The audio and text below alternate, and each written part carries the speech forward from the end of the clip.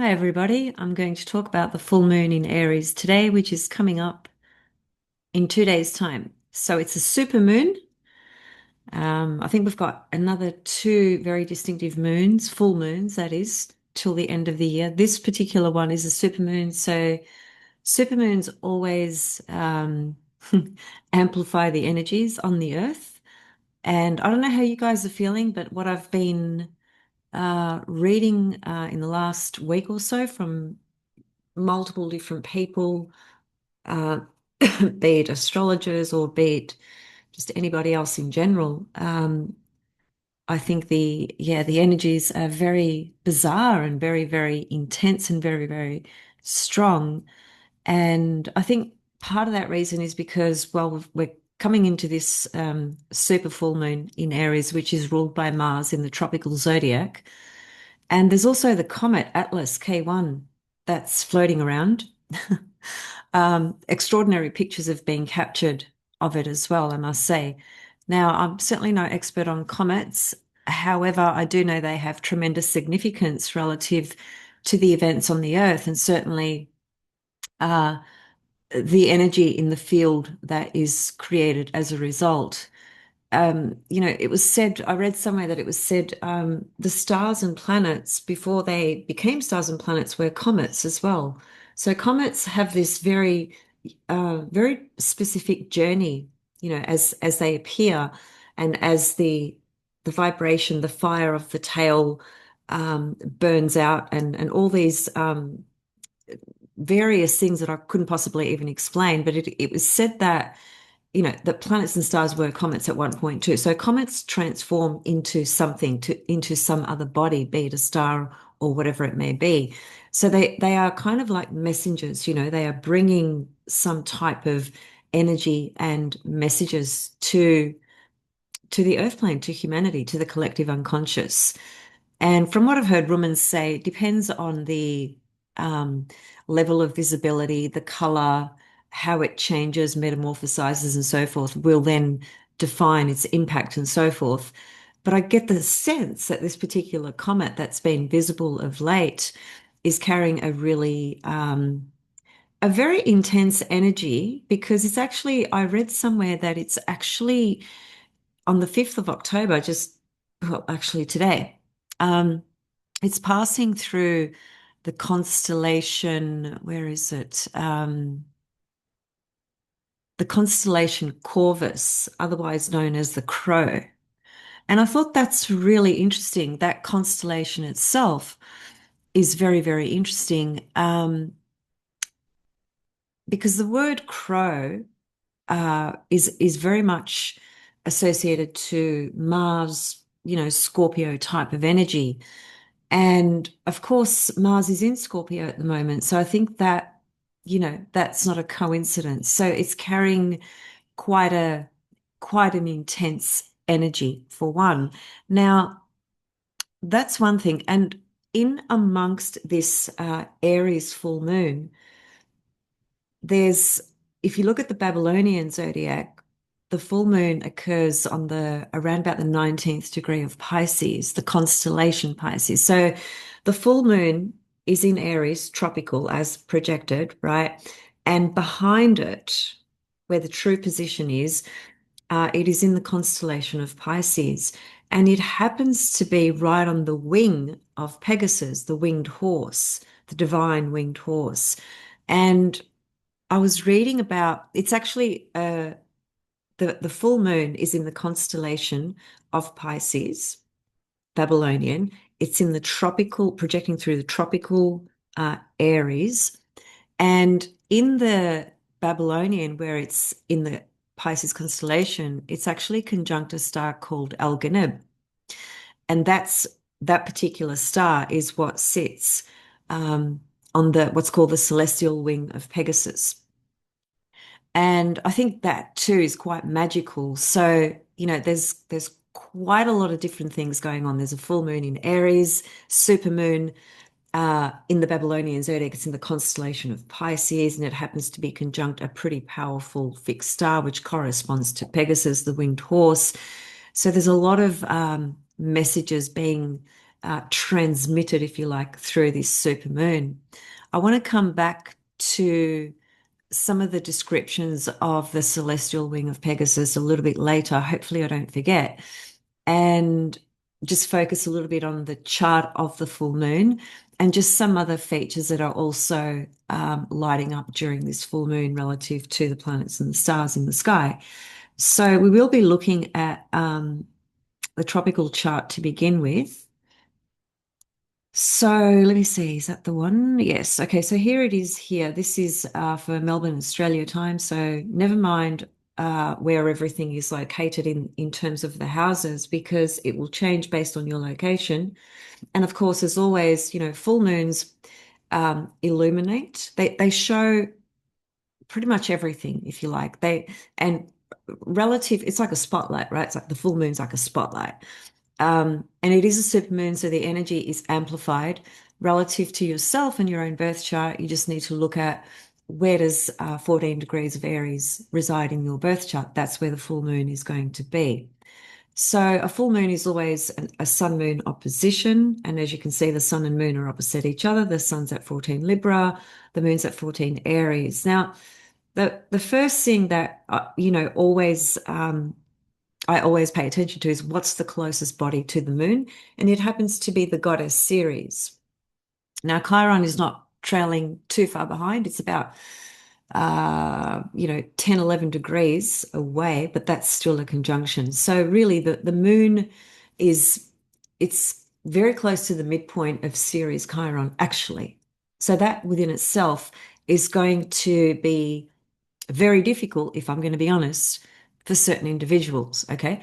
Now, full moons don't change your life, and they don't, you know, place your life onto a train wreck, so to speak, right? But they do tend to activate certain things that are already underlying. Okay. Now, Ceres and Chiron, whilst they both can connect to healing and transformation, healing Chiron, transformation Ceres, they tend to, generally speaking, activate the components of those archetypes that are more difficult.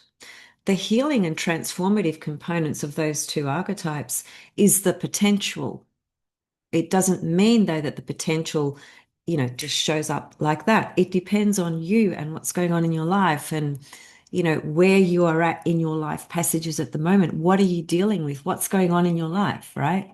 So it's different for every person, but it is also important to understand, just the basics of these archetypal signatures. Ceres is about loss and grief. Chiron is very much about where we might feel very deep pain, and it can come out of a sense of rejection, merely not being accepted. Now, that can be by a particular person, or that can be by a group, or that can be by family, or, whomever. Whatever's going on in your life, this full moon will amplify those components that connect to Ceres and Chiron. If there are things that are still lingering that need more work, right? In your own psyche, in your own soul, in your own heart, in your own life. And again, as I said, Ceres and Chiron together as well. The moon's right there, sandwiched in between the two. it's it's not an easy energy. Now, I don't want to be dramatic, and I'm not pessimistic by nature, but I am very realistic as well. And I pointed out that potentially these energies can bring tremendous healing and transformation, but it just depends on how we process and embody these energies and what's going on in our life, right? So the other aspect, let me see, we've got a square from Jupiter as well. The square from Jupiter is, it's not, it doesn't hold the same volume of difficulty that Ceres and Chiron do, because Jupiter is not a difficult archetype. Its inherent nature is about goodness and growth and expansion and kindness and compassion and caring and generosity and growth. So, and it's in its exalted position, so it's still, very strong Jupiter. It is squaring the full moon, and the square, is a very dynamic energy. But, there might be Because of the matters that might be triggered or activated through this full moon in Aries with Chiron and Ceres there, the Jupiter might be a portal of energy that can help us grow through some of the difficulties that might rise. That's what I would say in, in very simple terms, because Jupiter is about growth and it is the protector ultimately. Now, the full moon in Aries itself, in terms of the tropical zodiac, Aries is ruled by Mars. There's Mars up there in Scorpio. So its ruler is forming a quincunx to it. Okay, that's an uncomfortable type of aspect. It usually speaks to some type of adjustment or parting ways with something. So its ruler is forming a quincunx. That doesn't help the full moon. That just puts a spotlight on something that needs to be worked on. Basically, quincunx aspects have a very Virgo Scorpio type of energy, right? And for that reason, they can speak to, death ending, transformation, and or more work. Virgo, death ending, transformation, Scorpio, Virgo, work, self-improvement. So the full moon in Aries is loaded with fire energy, Aries, first sign of the zodiac. The moon in Aries, I have to say, is not the greatest position for the moon, technically speaking. It has no place of dignity or detriment in that way, but it is an energy that is very unfamiliar to the qualities of the moon. Think about it. Aries represents the beginning of the zodiac, right? On the ascendant. And Cancer, which is what the moon rules, is down by the IC, the fourth house. And what does that angle do to each other? The first house and the fourth house, they square each other naturally. So, there's when the moon's in Aries, there's always this square energy in it because of the nature of what the moon rules and what is the ruler of Aries, which is Mars. So it's a little bit like saying you've got moon square Mars energy coming up. It's a little bit like that. So you can see that that would be very heated emotional outbursts in some cases and very heated emotional energy coming up. There could be a lot of anger and stuff coming up for people as well. That wouldn't surprise me at all.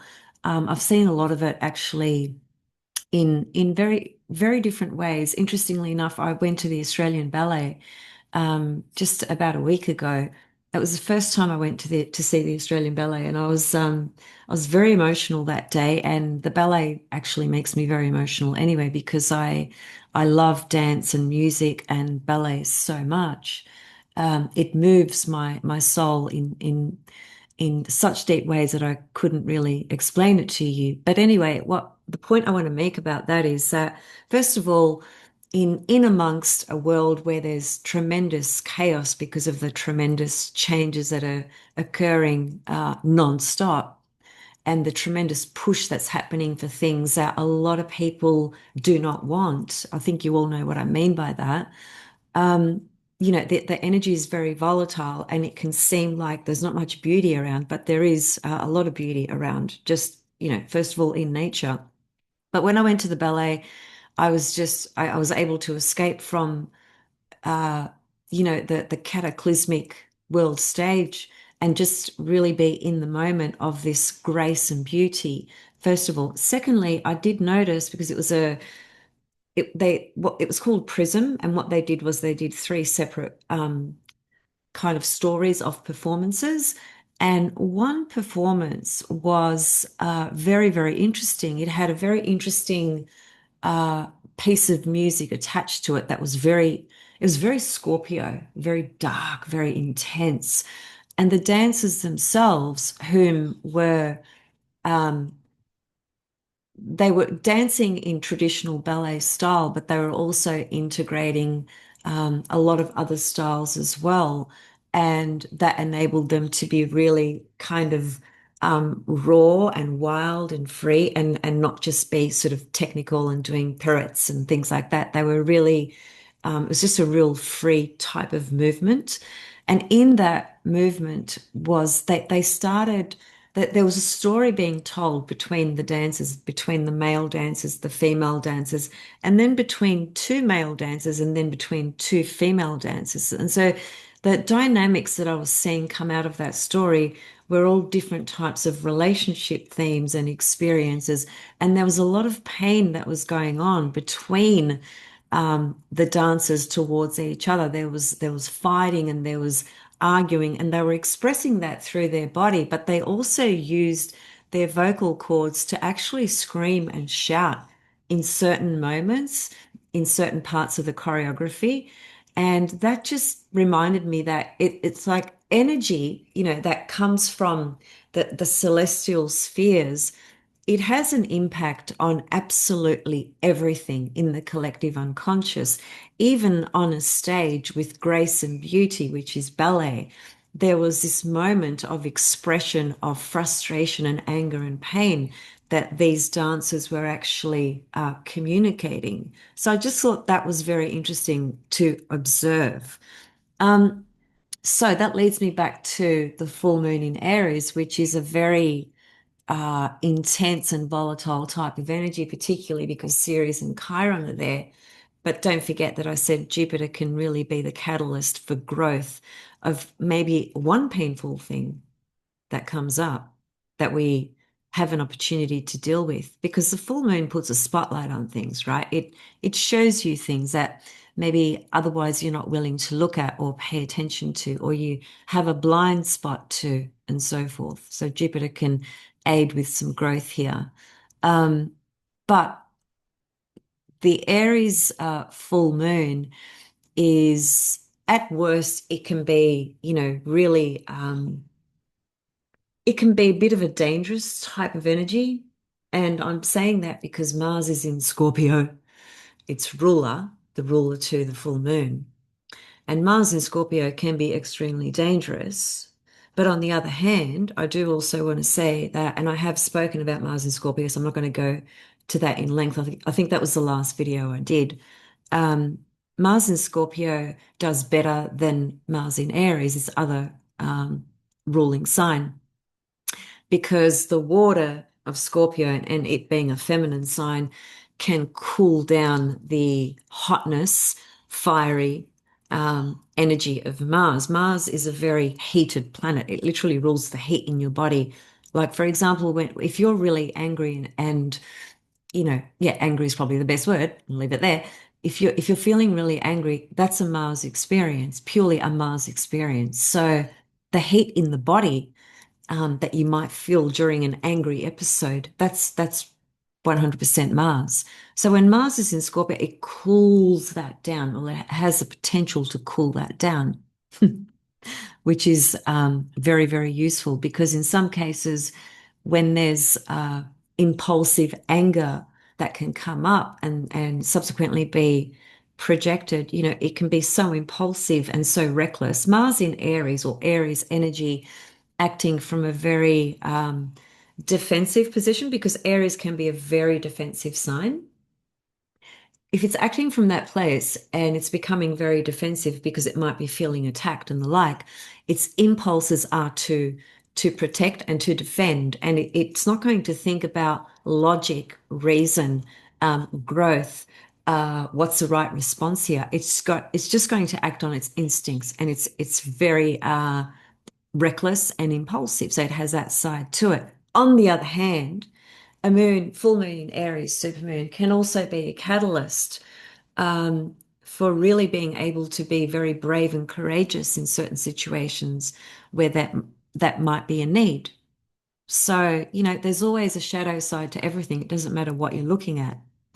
The other thing that I wanted to also point to, which is part of this journey as well, is Venus on the South Node, um, which has been there the last few days. And probably, I want to say the last week, she's been building up to this conjunction to the South Node. Now, she's just recently gone past the conjunction to the South Node. Here they are here in this eighth house. I'm just hovering the mouse in case people don't know what these symbols are. So there's Venus and the South Node. Um, and I think, I could talk about Venus South Node themes for a couple of hours. There's so much to say about it. But all I want to say is this.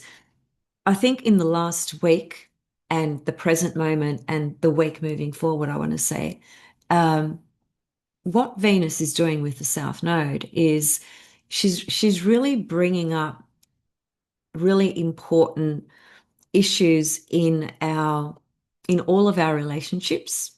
It doesn't matter if it's lover or mother or brother or whomever, all of our relationships, because Venus is the goddess of relating, right? So it's not just lovers and partners, it's anyone you have a relationship with or anyone you love, period. So the lessons, the growth, the release, because it's a release that's happening here, but we can't have that release until Venus on the South Node sorts out her issues. So Venus on the South Node brings up uh, unfinished business, issues of certain patterns that we've had in partnerships or in different types of relationships. That could be, psychological, emotional type of patterns. It could be codependency. It could be, any number of things. But whatever it is, it's something that can be really purified now with Venus on the South Node in Virgo, because the best of Virgo or the highest quality of Virgo is purification. But to get to purification, we've got to do the work of improvement. To improve on something, we've got to be really honest, and really look at things, look at our own patterns, look at our own psychology, look at our own behavior. When somebody says something to us or projects something onto us, the natural inclination is to push back and get defensive and become aggressive and, say, fuck you, that's all about your shit. But sometimes if we can be objective enough and we can stand back, there might be some value in something that somebody's sharing with us. If we have enough objectivity and detachment to be able to make that observation and correlation, right? In some cases, it might not be that. It might be that somebody's purely projecting their own stuff onto you. It just depends. But either way, Venus on the South Node, for everyone, she's going to bring up some matters that can be cleaned, that can be more refined, that can be purified in some kind of way relative to all of your relationships and how you relate to others. So this is a backstory that's going on with the full moon as well. And so given there's a full moon while Venus is still very close to the South Node, it would, and Chiron and Ceres there with the moon, it wouldn't surprise me if some really hurtful things or content or matters come up in certain people's lives. But instead of feeling victimized or feeling a sense of hopelessness or feeling like, oh, fuck, this is all fucking too much, and that, that wouldn't surprise me if people are feeling that. I wrote something on my Facebook today about some of the energies and the amount of comments that I saw about how people are feeling, it all relates to everything I'm speaking to. So again, and I always say this in most of my videos, it doesn't matter what shows up, right? For some people, it's going to be more difficult. For others, it's going to be less difficult because we're all on a different page relative to our life story. But whatever shows up, it's just an opportunity for further integration, growth, and alignment. And it's not about resisting it, right? It's just about being able to be open enough to see what it's trying to show you, simply put. So Venus on the South Node's really important at the moment because in a few days' time or about a week's time, she's going to be in her home sign Libra, and if we can clean up some things while she's here on the South Node, because the South Node, it reflects our past conditioning patterns, behavior, indoctrinations, mental attitudes, beliefs, whatever it is. And Venus coming up to the South Node, she's pulling out all these little bits and pieces and she's showing you what needs to be cleaned up. Virgo, cleaned up mentally, emotionally, spiritually, physically. It could just be about health as well. Venus in Virgo, I spoke about this, bringing up health matters, how we might create, better well-being in our life. Everyone can create better well-being in their life. Everyone. So these are some of the things that are highlighted with Venus South Node during this full moon as well. The other thing that I think is quite interesting. And obviously, on a world scale, who knows what it could be, any one of tens of hundreds of things. Um, and on an individual level, it depends where this is happening in your chart and what's happening in your life. But what I noticed was, let me just grab a little arrow here just to highlight some things. It just makes it easier for people who are not familiar with symbols. Okay. So if you look at Uranus and you look at Mercury in Scorpio, Lilith is there too. I might come back to that. And you look at Neptune in Aries, what's happening here is that they are forming a yod. Okay. So there it is there. All right. And it's pretty damn close, isn't it? You've got Mercury at zero Scorpio, Neptune at zero Aries, and Uranus at, one of Gemini. Very tight, tight orb. So yods are very interesting configurations. They can be, where destiny and fate comes in and changes your direction, as it were. So again, it depends on who you are, what's happening in your life, and on the world scale, it could be numerous things, but it's on the world scale at least, it will have to do with information, Mercury, because Mercury is at the apex of the god, which means Mercury is pulling in all that energy from Neptune and Uranus, and it's going to be the voice, the communicator, no pun intended here, with Mercury being the ruler of communication. That's where all the energy is being focused through Mercury. So what's Mercury about? Speech, information, news. So we'll see what comes up out of that. I did hear that Diddy got 4 years. The baby oil man got 4 years. Uh, he was sentenced just, I think, just a day or so ago. My brother told me about it because he's been following the case. And he also told me that now, because he's been convicted and charged in the manner that he explained it to me legally, and I don't remember the terminology, and I'm not a lawyer, so I couldn't repeat what he said. Um, but it was something to the effect of that now, because he has been convicted, well, he's been charged and convicted, 4 years of imprisonment. It opens up this doorway for them to now get him on all these other charges that they couldn't convict him on before. So, Diddy's going to have quite a difficult path ahead. So, why am I bringing this up? I'm bringing this up because Mercury is news. And, talk about a change of fate for a man who has, you know, all the wealth in the world relative to money, but he couldn't get himself out of this hole that he dug for himself. So, people think they're immune, but I think, energy just speaks. It does what it needs to do. So for ourselves, with this yod during a full moon, we might receive important details or important news or important information that could uh, just change our direction in some kind of way. Depends where this yod is playing out in your birth chart. So think about that relative to yourself. I just think it's very interesting that it is there with this full moon. And what does the full moon do? As I said before, it illuminates, and because this is a super full moon, it's amplifying the energies that are all around it. So we have the comet that's being seen at the moment very closely and very clearly, which is passing through the constellation Corvus, which is the crow, bringing in its energy and messages. Then we've got, well, let me just show you actually. Before I jump onto the Babylonian chart, let me see if there was anything else I wanted to bring up here.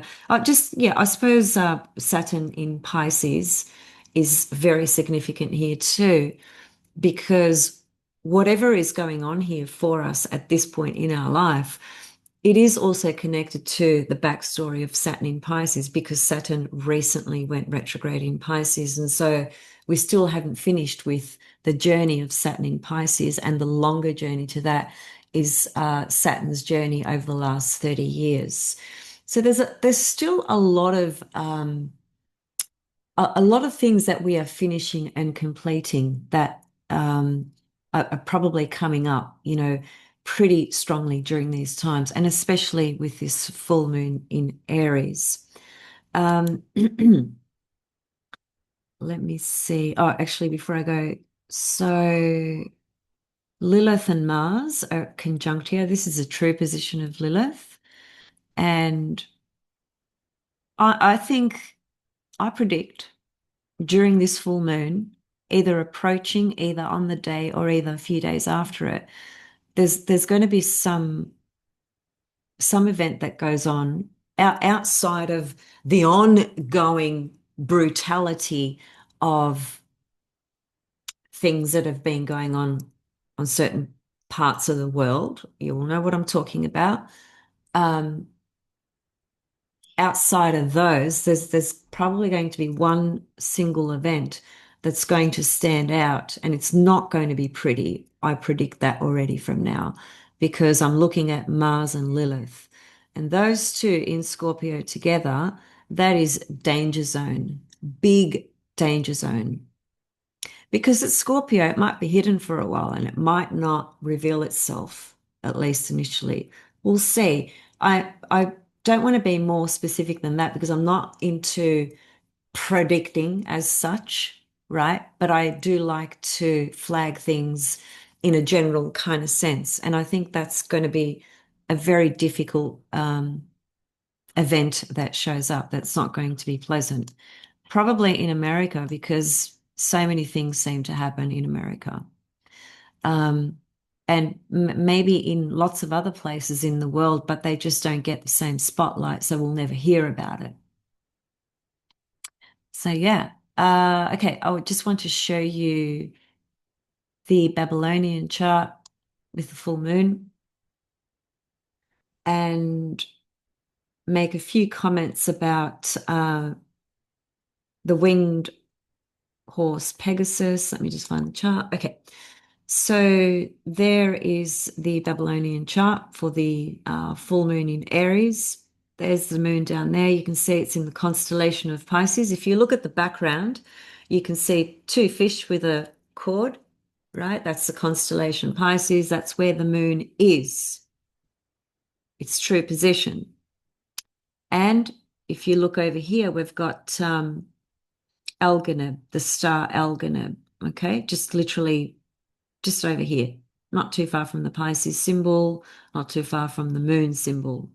So the moon is in the constellation of Pisces, projecting through the constellation Pisces and close to the fixed star Algenib, which is the celestial uh, wing of Pegasus, as I said before.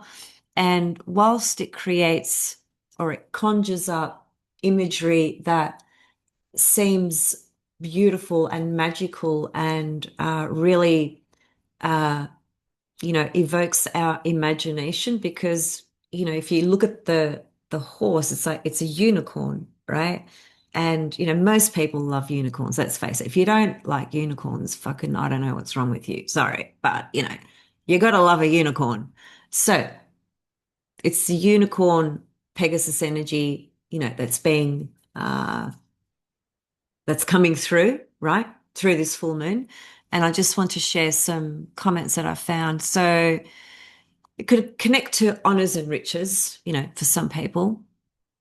Um, so that could be like leadership, public recognition, material success, things of that nature. It also corresponds to mental quickness and spiritual growth, ambition and determination. And this was the one that I found interesting, potential for violence. You see, again, there you go. There's shadow, right? We cannot get away from shadow. If we try to get away from shadow, we're getting away from our own shadow and we are just fucking suppressing rather than integrating. And so we're just going to see it everywhere else except in ourselves. That's why I always say, own your dark side, embrace it, embody it, love it, integrate it, work with it, heal it. There's nothing wrong with the dark side. The only time it becomes wrong is when we try to disown it and project it. That's it. The dark has its place or it would not exist. So, potential for violence, I just want to read the statement underneath it. It says it's important to note that traditional astrological texts also link Algona with a potential for violence or aggressive behavior. Remember, I said there was Mars, Lilith, Scorpio conjunction, and I said that's a danger zone point. Well, add this to it as well. It only enhances what I said before. Um, this doesn't mean that everyone influenced by this star will exhibit those traits, but rather that there might be a need to channel intense energies constructively. So that's the best of it in terms of the potential for violence. If you know, it can evoke this very intense energy within us that if we can be detached enough or objective enough to see it, right? Then we can channel it in a constructive manner versus projecting it in a destructive manner. But the Pegasus and the unicorn and the wing part of that constellation, that there's so much richness in its beauty and in its spiritual content and meaning, right? I think that's bigger than the potential for violence part. But the potential for violence part is there. And because at the same time in the sky, there's a Mars Lilith conjunction in Scorpio, when things start to build up in a story that you're looking at, because when you're looking at a full moon chart or any chart for that matter, you are looking at an entire story that's weaving through. And as themes start to repeat, in different ways through different symbols, it's clear that there's a very strong theme that's being highlighted that needs to be recognized. And that's what I'm seeing with this component of the star Algonath, which sits, where it sits, and so forth. So those are my main takeaways for this Aries full moon. Um, hmm. Yeah. Share your thoughts, share your questions, share your comments. I see, I knew there was something. I just wanted to say two more things, and this is relative to the energy of a full moon in Aries. And one is that I want to give a shout out to all the warriors, both men and women, and anybody in between. And that's what this Aries full moon energy is about at the core, at the heart, at the essence. It's it's calling on our deep warrior energy, to tap into that, right? And to be brave and courageous in a world that is so fucking broken at the moment in so many ways, right? And we just have to continue to show up and be courageous. And we're tested and tested and tested and tested, probably more in the last 5 years than we have been in our entire life. I'm sure you all agree with that. Um, so shout out to all the warriors. And on the back of that, I want to say this. I saw this gorgeous uh, video on Instagram that Ashley Judd, the actress, Ashley Judd, posted. And it's a collaboration of photos and little videos she put together of herself in Greece just last month. And it's a really beautiful, honest, raw, and courageous uh, journey, and how she shares that so openly and transparently. In she shares her vulnerability, her she's got trauma that she's experienced. I mean, who hasn't, right? Um, and because she's spoken about all of this, and losing her mother. Her mother committed suicide. She was the one that found her mother. Sorry if this triggers anybody. So anyway, she's wild. She's just so raw and wild and real. I fucking love her. And I share the same birthday with her. So she's an Aries, true archetypal warrior goddess.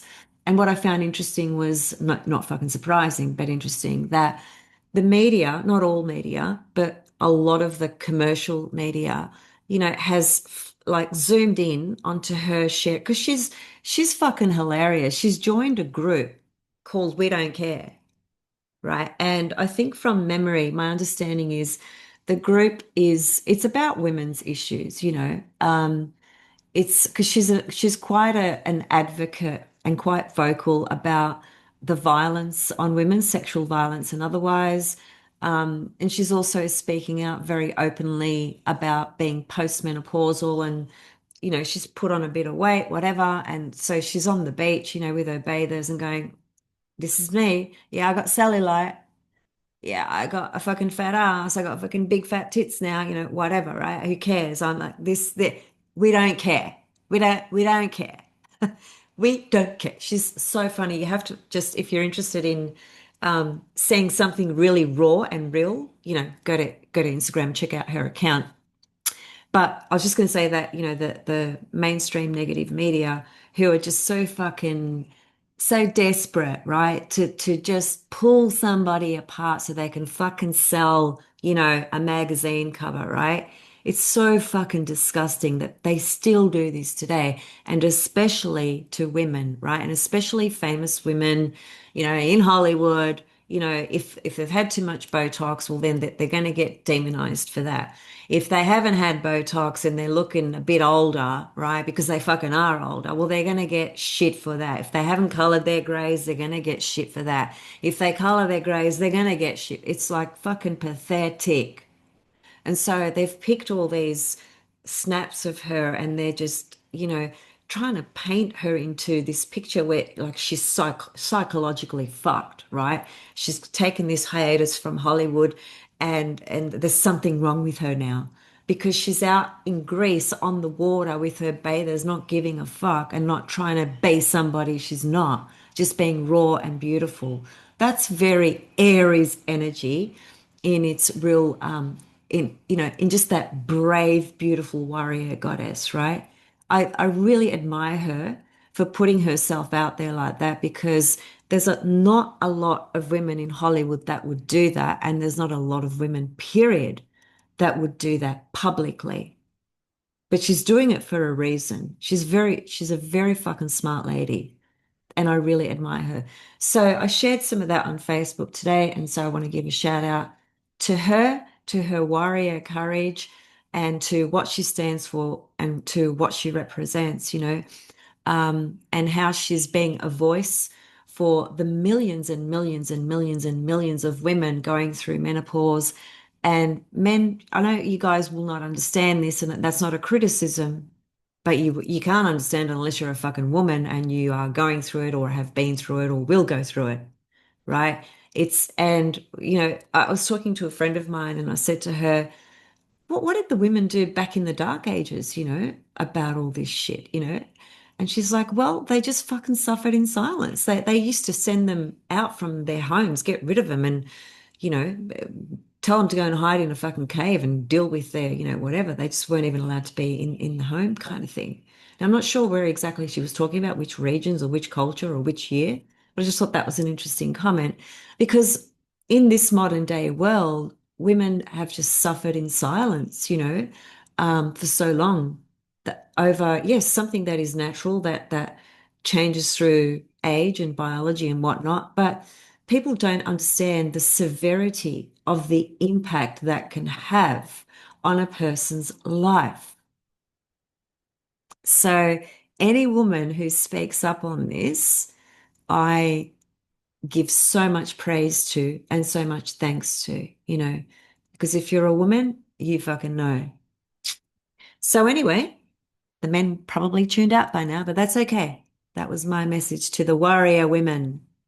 I will see you guys soon. Reach out if you want to connect with me and work on your chart. Have a look at what's coming up for you, the next 12 months or so. Whatever, there's countless of things we can look at. Um, it has been a bit quiet of late for me, both on my YouTube channel and in readings, and that happens sometimes. And so we'll see. We'll see. I think it's probably more of a reflection of certain journeys that I've been going through that have been yeah, extremely intense that really needed my full attention. So I can't I can't even do a YouTube video if my energy isn't feeling aligned. Like I can't be fucking fake about it. Like the video that I'm doing right now, it's, it like I was going to do it yesterday and I was going to do it the day before and I was going to do it the day, but not, energy was not feeling right inside. I waited until it felt right. And it was today for me. And it was interesting that I saw Ashley Judd's video this morning, which really inspired me in so many ways, just her beauty and courage. And yeah, so even when it comes to doing readings for people, it's not so some people can be very mechanical with their astrology and their readings, and they can just pump them out daily because that's their approach, that's their style. Maybe some people print reports, whatever the fuck they do, each to their own. I don't work like that, never have, can't, never will. I've got to be really feeling aligned so that I can bring to you, even in my YouTube videos or in a one-on-one, bring to you a clean and real energy versus just fucking being fake, which there's so much of that in this day and age. Anyway, I wish you all the best for the Aries full moon, which is in Pisces Babylonian, sensitive waters. Pegasus might bring some messages to you, so be open and receptive to that. And be very aware of actually just going back to charts for a moment. I just want to add to the Pluto, to the Mars rather, that, it's still squaring Pluto, right? Even here, it's still squaring Pluto. So the Mars Lilith conjunction in Scorpio square Pluto still. And I honestly, I can say from the people that I have been speaking to, the things that I have observed with personal people I know in my life, there's been a real difficulty with really, deep fucking underlying shit coming up that we just must look at.